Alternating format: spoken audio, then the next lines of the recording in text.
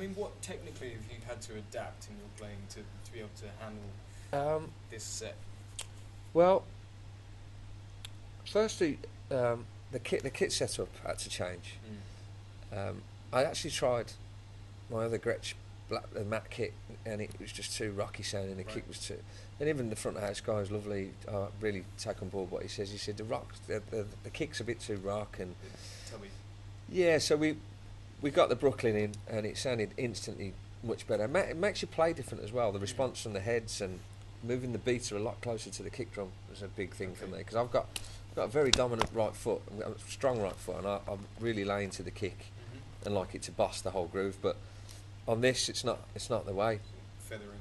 Yeah, so feathering being a good word. That's the approach I took, and then I changed my sticks and the velocity. I'm not always, I'm playing on the top of the snare, not always rim shots. I tried playing traditional on a few things just to kick, because my match grip is quite. I've got quite a solid a constant hit. Yeah. So that would be something else that I've tried.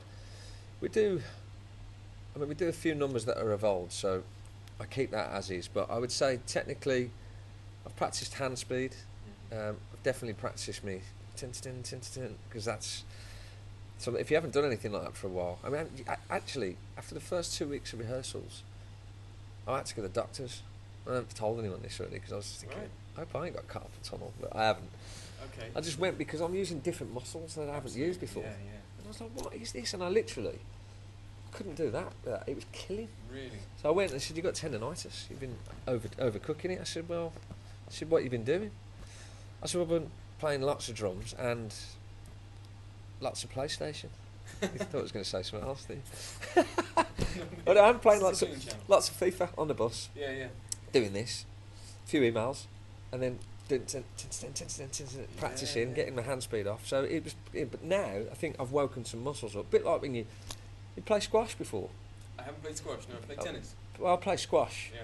But if you play squash once every 3 months, you come away. I mean, I personally get my two buttocks kill for like 3 days after it. It's someone's kicked you up the arse really hard, and my two butt muscles kill. So, silly example, but it's true. You just wake muscles up in your body through doing different things. Yeah, yeah. But now I'm okay. But I was walking around for a few days going, I had to take these inflammatory. It was just a bit of tendonitis, but it's gone. And so that's what was an indication of my technique's changed. I can't break it down too much because I don't know what's changed that much, but I just know my posture, my approach, the way I'm sitting. I'm in a tuxedo, so you've got to sit straight in that, Yeah. I've got a waistcoat on that holds my stomach in, so that's definitely having an effect. It's pretty hot up there. Yeah, it's baking. Yeah. I've got a big fan behind me, which I asked for because I was soaking, but because I've got this slick back hair, it was blowing it forward. So I was like, hold on a minute, we've got to work something out here. And also the fan was blowing down the mics, and it's just, there's so hilarious moments. Yeah, yeah. I actually, one of the lads looked over at one of the gigs because my hair was just like this, like a flock of seagulls just all over the shop, and everyone was in stitches on the side of the stage. And I think someone said I looked like Jerry Lee Lewis or something. Nice. So I'll take that. But no, I've got some DAX now, which is like concrete, and it just keeps it together, so the fan can do its thing, and it's all good. Very important things on a gig. But yeah, so a lot. I've had to change everything. No joke, I've changed my clothes, my hair, my sticks, my heads, my drums, my cymbals. Do you find yourself thinking in threes a lot more than you were? Yeah. Doing the pop and rock gig? I've come across some stuff that I didn't know was in my locker really, especially fills and rudimental stuff. Yeah. I'm doing fills that I've heard, but I don't know what they are. Right, I'm not that academic when it comes to breaking stuff down. That's but I'm doing some stuff that I don't know what it is, and I can't slow it down either. Right. Try and do it slow, and I'm like, I can only do it at a certain speed. But that's just the way I am. I take confidence and hope from the fact Buddy Rich didn't read that much, did he? I don't think. And he's left-handed and left-footed, I believe. Was he left-handed, left-footed? I'm not sure actually. I thought he was a lefty. You're a lefty, aren't you? I'm left-footed and left-handed, yeah, which again is just But you play a right-handed kit? Yeah, but all my fills lead with the left. Right. And when I play 16s, it's all on the inside. Okay. Do you play open-handed? I can, but I don't. You don't? I'm like that.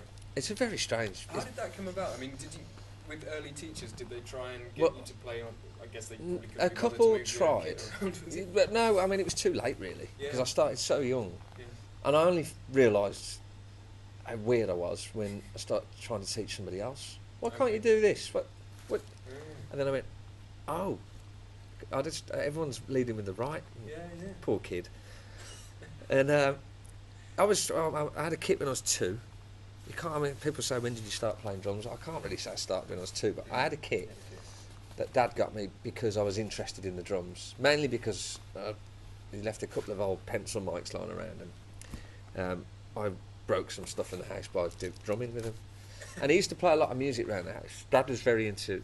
I was brought up on Eagles and West Coast country rock, really, and Little River Band, and then my dad's brother got me into a lot of 80s stuff, which I became a massive fan of. Phil Gould, who's open-handed. Yeah, cool. I used to listen to Jeff Porcaro a hell of a lot. Cool. Richie Hayward, Little Feet. Yeah. So he all bought great groove players. Yeah, really lovely. Yeah, that's my main thing, really. Yeah. I love groovy players. So he bought me this kit, which was a Smurf kit, and put some bongos on it, some toms, and the kit sort of started to get bigger, and he could see I was interested. So he bought me a Ludwig Classic when I was 5. But I've got a cassette tape at home. Love cassettes, me. Yeah. And Dad's recorded me over the time of life from 2 to now. Wow. And it's gone from me playing to Bread in the garage, which is a right racket, but you can hear him making some kind of sense and stuff, to me drumming along. My dad's Irish and very Celtic, drumming along to some Celtic music. Another drummer was influenced in a band called Stockton's Ring, Fran Breen. Great player, played for Nancy Griffiths, lives in Nashville now, lovely guy. Played on the Commitments record, Mustang Sally, and that snare, Midnight Hour. I'm going to have that snare off him, he's promised me that snare. Really? But that when I heard that drumming, and I went to watch him play, it was the only drummer I've watched that swears every time he hits a snare beat. He was so into it and groovy. Yeah. That was a massive influence. So Dad's put this tape together of me playing along to different records that have been inspirational to me. Steve Smith was another one, Journey, Raised on Radio. Love that album. And listening back to it now, it's gorgeous, but you can hear how I've sort of developed and picked up on stuff. So when I was 5, nice thing to have. It really is. I hope we can still find the tape, because it'd be hilarious to. I should just whack it up on YouTube for a laugh. Yeah. But he bought me a Ludwig Classic by accident when I was 5. Bought me a Ludwig Classic kit from a second hand. Well, he's a guitarist. He has no idea about. I mean, I hope he doesn't mind me saying, but Dad's an amazing guitar player. Yeah. He can't play the drums for toffee. Yeah, no, silly. He's just a bit stiff, but it's weird because his feel on guitar and his placement, what he chooses to play, is so tasteful. And I think I get that vibe off him. He's taught me a lot about discipline in music and what to play and what not to play. But he bought me this Ludwig Classic kit that I didn't realise what it was, and by the time I got to 10, I was like, I want a better kit, you know. This thing's, I don't know how nail this is. Yeah. So I went to the shop and traded it in for a Percussion Plus. What? Yeah, I got 60 quid for a Part X and part exchange it, and then got talking to somebody. They saw you coming, didn't they? Yeah, probably. But only like 5 years down the line, I said, I used to have a Ludwig Classic, and the guy went, what? You parted it for that thing that's got all bubbled in the sunlight in the garden? I was like, yeah. But that was very funny because me and Dad didn't know. But going back to the point, I think Dad realised I was taking drums very serious from an early age of 5, really, and that's when I started to have a proper kit and started drumming along and stuff. And I used to go home with Dad's band at the weekends, and he'd get me up and play with his band. And all those days were very crucial to my.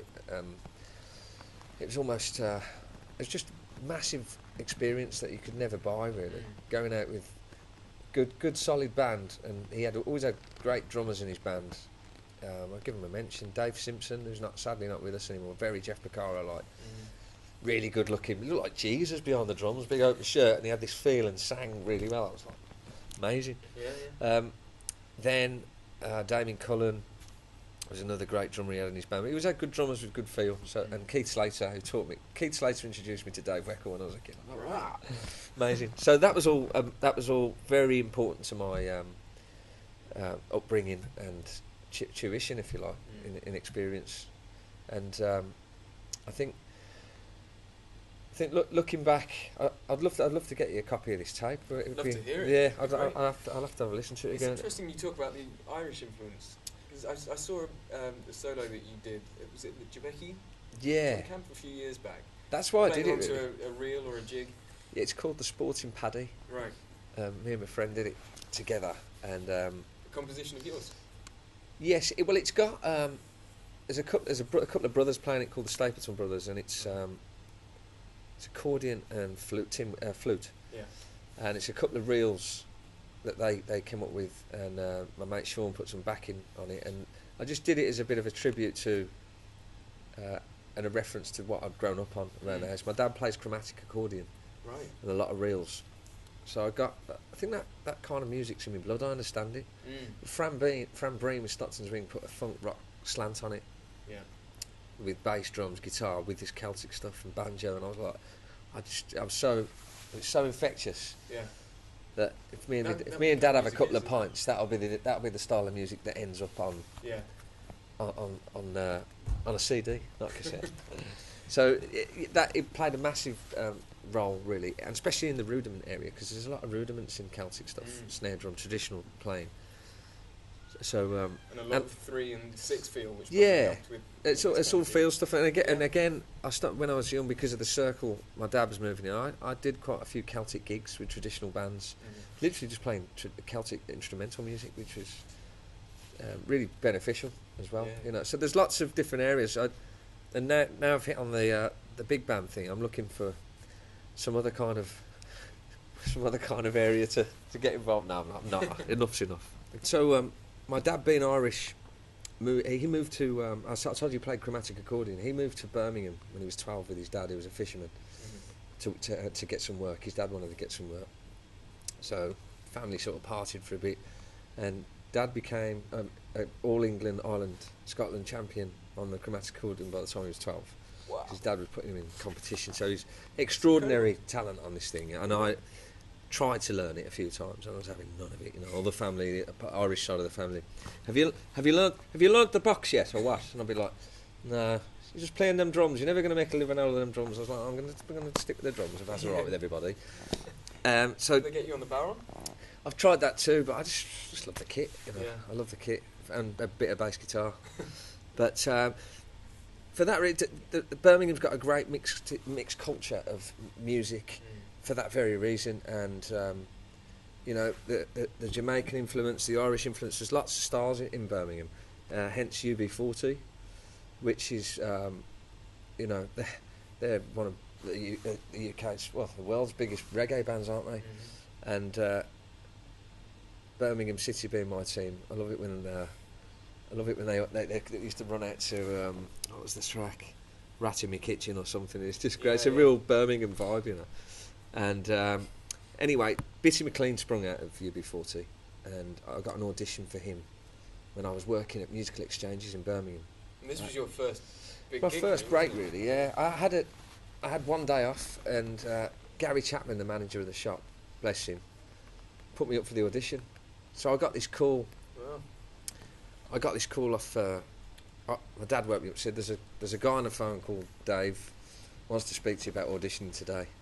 I went down and answered the phone and spoke to this guy who asked me if I could get into Rich Bitch Studios Birmingham within the hour. So yes, okay, to audition for Bitty McLean. So I walked into this big rehearsal space, greeted by all the guys in his band that sort of looked at me and went, "You've got to be joking at you know." And Did you still have the ponytail? I had the ponytail, yeah, that probably was part of the bad luck I got. But Rowan became a mate of mine that Rasta on guitar just looked at me and shook his head, and I thought, he ain't going to be into it. He ain't going to give me a second chance. This guy, I better nail it. So I definitely had feel at 17, but I don't think I understood reggae like I do now. So I played with the band, and they were lovely, and we had a good groove. We must have grooved around the same thing for about an hour, and then Bitty came in, straight face, just looking at me, heard me play, and then just went. Nice. And I felt great. And then everyone was really lovely, a lot older than me. Everyone in the band, full brass section. So the first thing we did after that was Top of the Pops, and that was my first Top of the Pops appearance. And I'll never live this down. You can have a look at it. The camera came towards me. It's my first TV, and I definitely felt my face sort of twitch, thinking, "I'm on telly," and I just winked at the camera. Oh. So I had a ponytail and I winked, and nice. It's all I heard about when I went back to my local area. What did you wink for? I went, I don't know. It's just a nervous reaction. But when you look back at it now, it's quite brilliant, cute, funny, I suppose. But after that, I did the Wet Wet Wet tour, support tour with Bitty. We went to Hawaii and did the Jam in the Islands tour. Amazing experience. But Bitty himself got on the kit one day and showed me a few things. It works in bars, the reggae stuff. There's certain things that happen every few bars with the kick drum and the velocity. It's almost like playing an electric kick with the velocity turned off. They're like every beat to be really rigid. Right. Okay, that's interesting. That's the way I've found it. And the fills are never I can't break it down. I have to play it. But if you listen to Sly and Robbie or Third World, and that playing is extraordinary. And groove. The placement as well, isn't placement, it? Placement, yeah. And the groove is, oh man, the groove is just inseparable. It's a thing. It's definitely a thing. But Bitty got on the kit and played for me, and he was great doing that thing, and he played me some records. And I eventually ended up playing on some of his records, which I really felt like I'd earned some stripes and got a pat on the back. Yeah. So I felt like reggae was I'd love to go and do some again. Maybe I will.